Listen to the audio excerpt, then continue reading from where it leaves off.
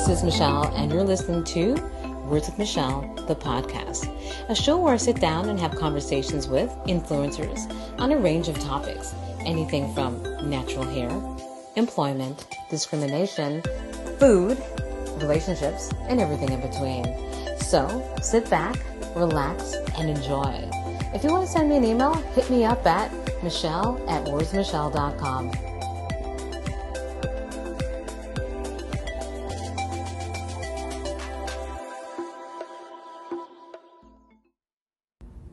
Thanks for tuning into the latest episode of Words with Michelle, the podcast. I'm excited to share the next 2 episodes because they'll be focused on food. Y'all know I'm a foodie. I like everything from burgers to donuts to even liver. I kid you not. I'm a food lover. Wait, that sounds weird. Okay, I'm just a girl who loves everything to do with food. So I felt inspired to connect with someone who is just as obsessed with food as I am. I reached out to the one and only Ryan Hinkson, aka EatFamous. Before I tell you about this exceptionally cool and laid-back guy, I'd like you to know that this episode was sponsored by Epigram Consulting Services. If you're an entrepreneur or micro-entrepreneur in need of leveling up your business, Epigram Consulting can walk you through while teaching you the process of starting or expanding a business with their unique business consulting model. Epigram specializes in product identification, business plans, financial analysis, operations, and marketing. Ready to start or fine-tune your business? Contact Karen at info@epigramconsulting.com. Now back to the show. In this episode, I speak with Ryan Hinkson, aka EatFamous. He's a super successful food culturalist and has based his career on his love of food. Lucky, right? I spent 30 minutes chatting with Ryan about how EatFamous started, what his fave foods are, and asking him what restaurant in the city he thought was a hidden gem. This episode is a must-listen to anyone who is obsessed with food. I started our conversation asking Ryan to provide us with his background and a little bio. Okay, so my name is Ryan Hinkson. I am a digital content creator, influencer. I run a food account on Instagram called EatFamous. And I guess the title that I go by is food culturalist. Not a lot of people are familiar with that term, but I always say that the best thing about having a job that nobody knows what it is no one can tell you that you're doing your job wrong, right? So that's probably the best part of what I do. I work really closely with restaurants and brands on creating digital storytelling. I do a lot of traveling for work, and also a father of a beautiful 4-year-old girl as well. So then how did you start EatFamous? How did that start? Right. So I wish I could take the full credit for creating EatFamous, but I actually can't. It's an interesting story. A couple of years ago, a really good friend of mine, Terry Diaram, he had this brilliant business idea to help restaurants during slow times and help customers save some money. And he had seen an article I wrote, because I used to write for an online magazine. And he was like, Ryan, I didn't know that you wrote. I like your communication style. He's like, I've got this business idea that deals with restaurants. Could you take a look at it? Because I'm looking for somebody to help with marketing, communication, and I have a marketing background in school as well. So I took a look. I was like, this idea is genius. So we started working on a program that was called EatFamous. So it was supposed to be a completely different type of thing. And, life happens as it happens. He got married, and then shortly after getting married, he had 1 kid, and then like another kid within a year, and then another kid after that. So as the idea that we had first had kind of it was going up and down. I was still, because we were going to restaurants with the intent of launching this business, I'm starting to collect food content at that time, and I'm just sharing it to Instagram, and I'm noticing the account is starting to grow.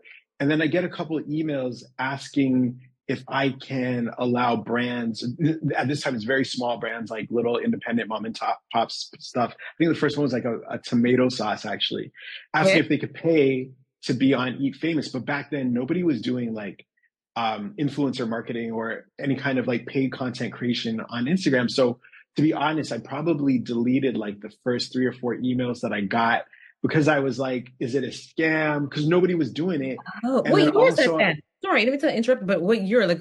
How old? Oh, because EatFamous is probably about 10 years old. So this is when when food content on Instagram was first starting to grow. So definitely not as many food accounts at that time as there is now. And also, a lot of, not to say that the people that are doing it now aren't doing it for the love, but I know a lot of people just see content creation as like a career opportunity now. Whereas back then, most people that were doing food were just people that like straight up love food and were just posting it. Um, so that's kind of like the bucket I fell into earlier. And then after maybe about the fourth or fifth email, I was like, don't be dumb. You're turning down money. At least reply and see what these people are saying. So I replied to one of the emails. It was a legitimate business. And it kind of started from there. And now it's morphed into, my full-time career. I was able to leave my corporate job that I was at for like 10 plus years to do this full time. So yeah, it's definitely a blessing. Oh my gosh, that is awesome. You have an amazing job. Um, so did you think that like sharing food have blown up this way? Like you just kind of said that you stumbled, not stumbled on it, but it's Right. 15 years deep. But did Yeah. you think that? Like No, definitely not. Especially at first, I can remember back to when like people would look at me crazy for just pulling my phone out and taking a picture of food. Like now it's commonplace. We all do it. Everybody's sharing almost every aspect of their life. But back then, when I first started, people were looking at me very, very strange. Um, Also, chefs and restaurants, they weren't really cool with it. Now that they work with influencers all the time, they're the ones that call me in. But back then, I think a lot of like restaurateurs and chefs were a little skeptical. They were one like first off, a chef like wants you to eat their food hot, fresh, as prepared to have it be best reflective of what they're doing. They didn't understand that I was willing for food to maybe get a little cold to get the right angle and get the right shot. Some of them were also wondering like, are you trying to do this just to get free meals? So that even that relationship, the synergy that I have with like restaurants and chefs now didn't exist at first either. So definitely did not think it was going to get to this point. do you remember the moment that it got to this point? Like, do you remember what happened? Like, what did you Wow. review? What did you like? Do you remember what kind of launch? Um, I think like for me, I think I hit like 10,000 followers, which back then was like a huge deal because there was only, I want to say, two or three other like really big food accounts in Toronto at the time.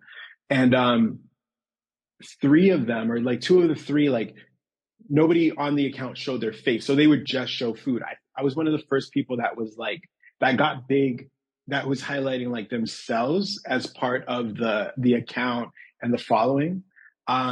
And then I was like, I think like there's some people I feel like are reacting to not just like the food, but like my journey and what I'm doing. So I was like, hey, people are really invested. And then again, like I said, getting those first few emails where people were willing to pay, there was a point where I was just getting, you know, 7, 10 restaurant invites a week, like all of the restaurants in the city wanting me to come in, try their food, shoot their food. So I was realizing, very quickly, like there's something here. Actually, I kind of want to ask you about being a Black man doing this. Like, Yeah, is there an impact on that? Like, or is there any? huge. Yeah, definitely. So when I first started, the landscape had like zero Black men in the city doing it. Very, very female dominated, culturally too, very Asian dominated as well. Like if I look at the makeup of the most popular foodies and creators and accounts when I first started, definitely I did not fit the mold of like the typical person who was doing it. And like I said, I only had gotten into it because of the business idea I was working with my friend. I mean, I love food, but it was never something where I was like, taking photos and sharing until I started working on our startup idea. So the great thing is today, because a lot of times when I first started the account, my face wasn't on there. So I did talk about how at first, like a lot of the main accounts, you didn't know the personality behind the account, you just saw the food. And I started that way. And so there was times where I would show up to restaurants, especially, like say fine dining places, and they weren't expecting me. So Mhm. that spoke volumes. But now Wow. when you think about the landscape of incredible food content in Toronto, like Big Belly Mel, The Six Eats, Marv TV, Oxtail Poppy, like Black Foodie. There's so many incredible, incredible Black content creators. Male female. So it's great to see the growth because I mean we all eat, Black people eat, and we don't just eat our food. You know, we eat everything. We're creating trends. We're so much a part of the food ecosystem, but it wasn't really represented when I started. So now to see there's such a presence and impact, it's a beautiful thing. That's awesome to hear. Oh my gosh. Mhm. How did you get onto Mary Burke's show then? Because now I see you, because like I've watched her show since she started, Mhm. and I saw you, and I'm like, oh my Yeah, gosh, wow! How did that yeah. happen? How did that experience happen? So I think, well, not I think, I know, like one day, I mean, it was simple as I had gotten an email from their production team saying, hey, the show is going to launch. This is before it went to air. And, you know, we're looking to build a really tight roster of experts. And we'd like to consider you to be one of the food experts on the show. Mary and I had followed each other previously. A couple of years back, during COVID, we were both on Something for Now magazine that was like how to have a safe Thanksgiving, like when restrictions were first being lifted during COVID. So her and Okay. I had met on this like virtual interview kind of thing, and we kind of hit it off. And then we're just mutually following each other. I was aware of her from being on Master Chef and whatnot. And so we always had a good chemistry. So when I went into audition, I was auditioning like with her, like doing a mock segment. And to be honest, like as soon as I left, I knew I got it. Like I got on the phone, I called my agent, I called my wife. I was like, yeah, I killed that. Like you know, when you just know something. Yeah. So the energy, and it's been a great opportunity, a great experience. Um, Television is something that I've wanted to do, you know, for a little bit of time now. So it just feels right. Yeah. Oh, congratulations. That's awesome. I love how those Thanks. things work out, I love Yeah. that. Ryan has accomplished so much in his career so far, but I asked him what a few of his career highlights have been. Oh, wow. There's so many. I mean, I've won various awards, you know, like Content Creator of the Year, Food Content Creator of the Year. As I mentioned on the top, a big part of what I do now is getting to travel. So I work with a lot of countries and cities. They're boards of tourism. They'll pay me to fly out, host me, they put me up to stay, and then pay me to create content around them. And I guess one of the best moments, a full circle one, was working with Barbados tourism because my family is Bayesian. My parents are from Barbados. So it Oh, was definitely like a full circle moment to get paid you know, to go work oh, with the place that my parents came from, you know, in search of like a better life for my sister and I. So that was really, really cool. Um, yeah, I mean, a lot. It would be tough to think.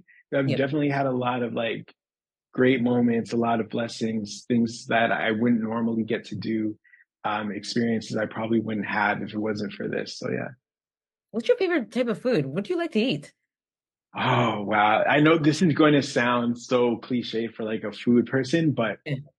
I eat everything. Like literally everything. There's no real cuisine that I don't like, things I don't enjoy. My favorite meal if I had to pin it down, Yeah. I'm gonna pull from a couple cultures. So like I said, I'm Bayesian, so there's gonna be some mac pie. I'm gonna need oxtail though as well. Those are like my main two things. I think like some nice oxtail with rice and peas, mac pie. That's what gets me for sure. That sounds like a Trinity dish. Oh, I'm from Trinidad, so that sounds like Okay, yeah. It sounds right. We're local. I know that we have a little war as to who makes the best mac pie between Barbados and Trinidad. I know that exists, you it's know. So okay. After we discuss who makes the best macaroni pie, I asked Ryan if he likes to cook. I do. I definitely do. I love cooking. I love being in the kitchen, being around food, trying new things. It's funny because when I was young, two things about me when I was young.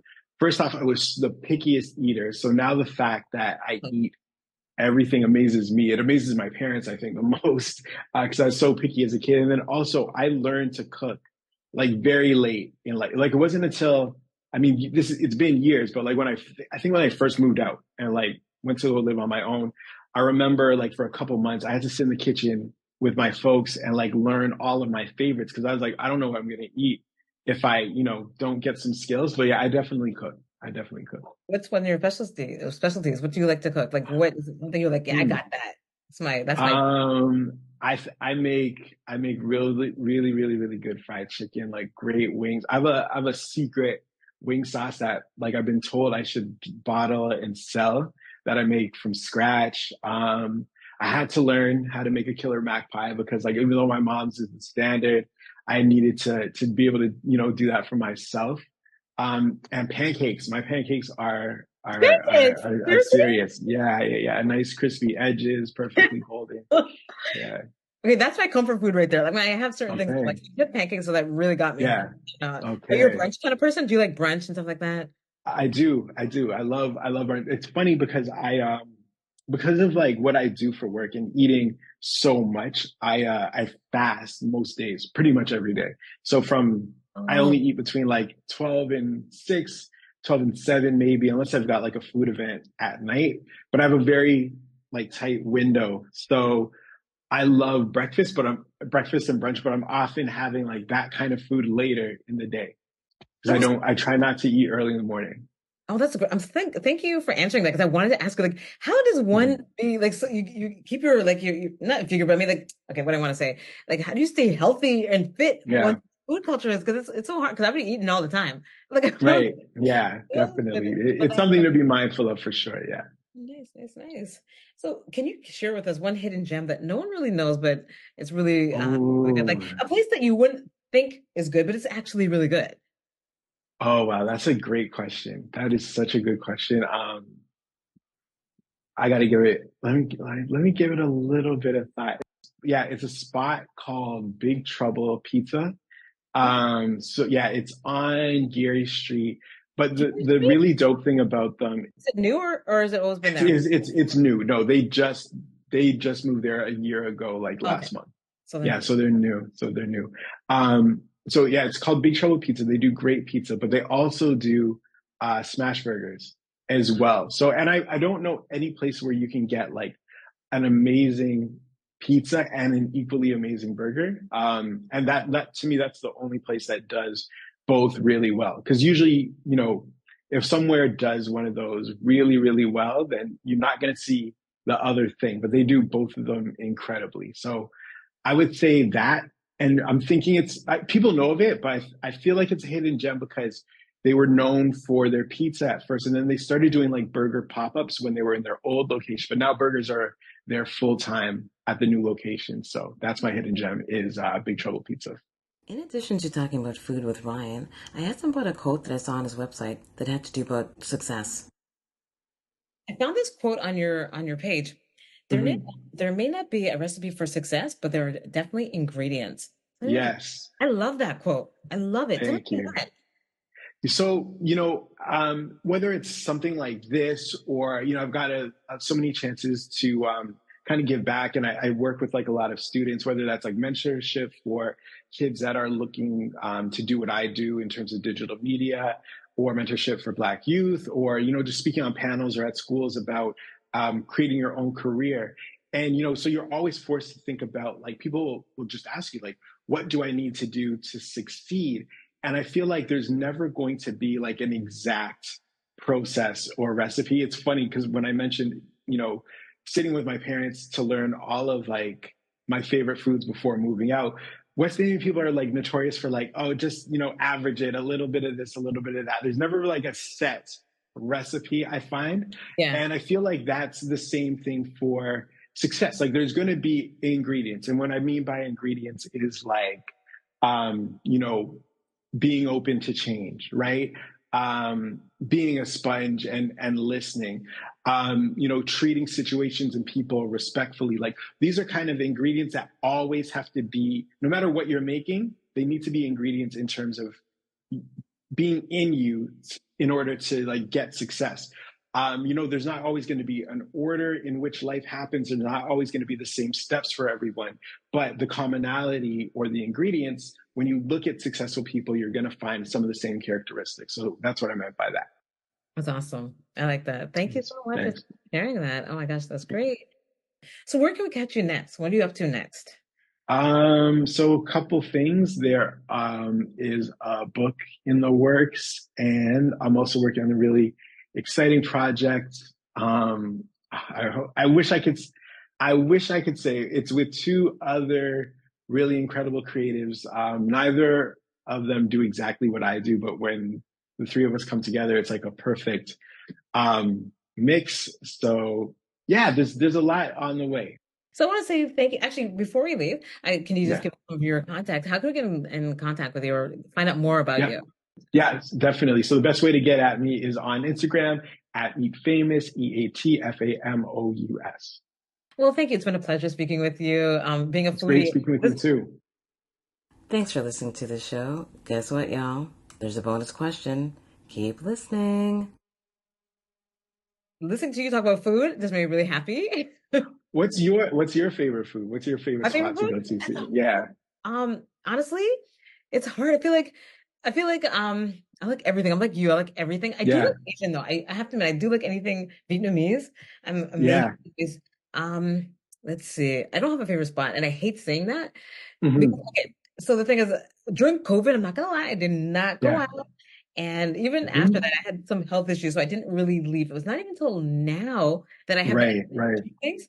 So my Yeah, first outing after being like, after post yeah. surgery and everything, I went to Marked Restaurant. Do you know Marked Restaurant? Oh, yes, I've been there. I've been there, I actually. know. Yeah. I had the best time of my life. It was a vibe. Definitely. Like they've got music, ambiance, some good food. Like you said, there's like some good fusion going on there.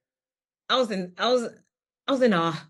Like Yeah. I I liked it a lot. It was amazing. And then I went to Patois. I have to admit, I Mhm. did like their macaroni pie. The macaroni pie was Yeah. good. Yeah, yeah, I yeah. was They've got like shocked. a little sauce situation on Yeah, top and I was like, mhm. but it's my mom. I won't tell her that, but I like my mom's Yeah. is great. Hers Oh. is I don't, she ain't gonna know. She's not gonna know. But that's Okay. Okay. really, really good. Yeah. But I actually don't have a great my go-to spot used to be Bark. I used to love Bark. I've never been, and I'm a barbecue person, and Really? What? I've got to get. Yeah, I know. Okay. That's the thing too. As much as I eat out, I've got a laundry list of places that I still have to go to, and that it's on there for sure. Thanks for joining me for the latest episode of Words with Michelle, the podcast. If you enjoy the podcast, I'd love for you to subscribe, rate, and give a review on Apple Podcasts. Just a reminder, you can subscribe to the podcast on Spotify and Apple Podcasts. If you have any questions or would like to provide feedback, or if you'd like to be a guest on the show, you can email me at michelle@wordswithmichelle.com. You can also email me if you have inquiries regarding sponsoring the show. Thanks for listening. Until next time, bye.